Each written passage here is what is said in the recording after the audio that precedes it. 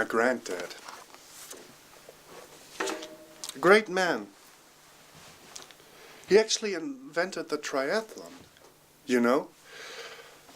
It sounds weird, but it's really true. And he's long gone now, but he used to tell me lots of stories about his life, his childhood, his youth.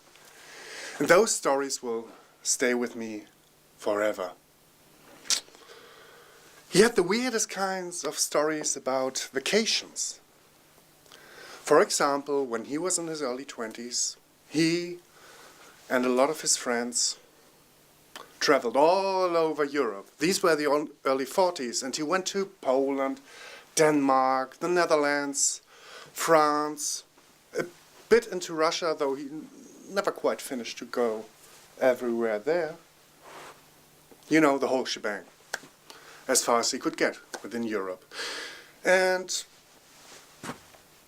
one of his stories was that one June in the mid-40s he was camping with some buddies in Normandy. There it was too cold to go swimming, so they spent their time building sand castles. And being German, like me, they used to go a bit overboard with anal things like that, and they built their sand castles with concrete. And I know, it sounds really weird, but when I was in my 20s, I traveled around Europe to all the places my granddad had been to. And there in the Normandy, there are still those concrete sandcastles they built. A bit sunk into the sand, but you can still see that they were actually big enough to walk in there. If you ever get to think the place was called Cayenne, you might want to take a look there as well. Anyway, so there he was, Normandy, building sandcastles. Was a bit too cold to go swimming. But it was an enjoyable vacation, when all of a sudden there was a literal invasion of British people and Americans. And there weren't even any girls around. It was a total sausage fest, or as we would say in German, Schwanzparty.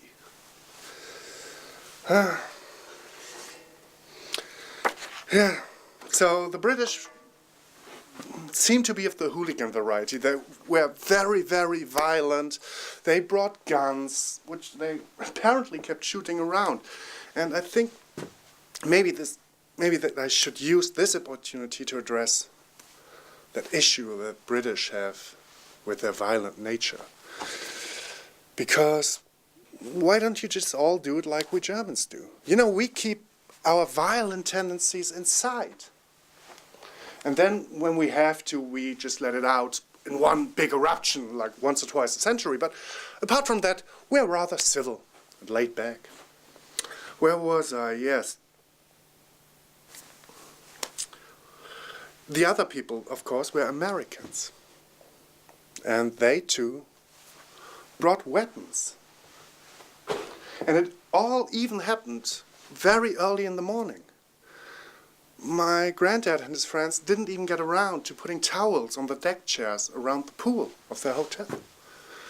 And the Americans, according to my granddad, even brought tanks and fighter planes.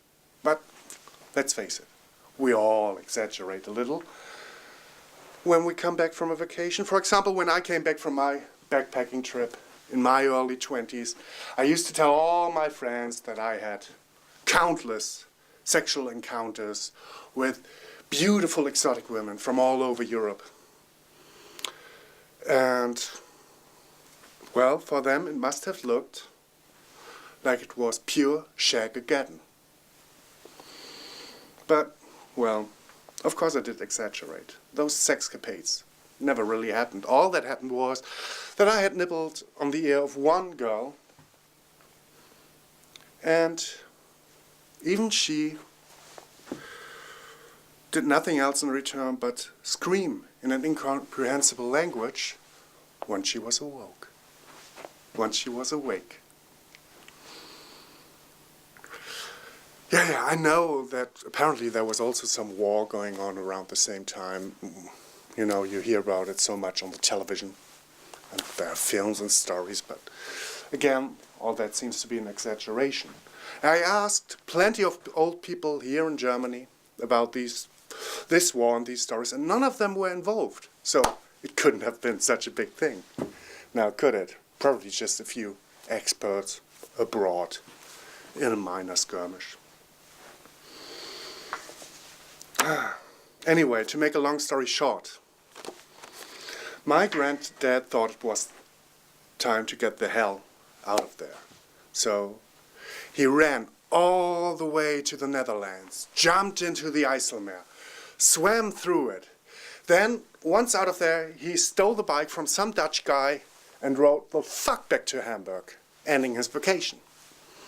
And that is the reason why I'm putting this on the internet. Because, you see, I still got the bike standing in my shed. And if you're Dutch and your grandfather at one point or another had his bike stolen around 1944 or so, yeah, you can come along and pick it up.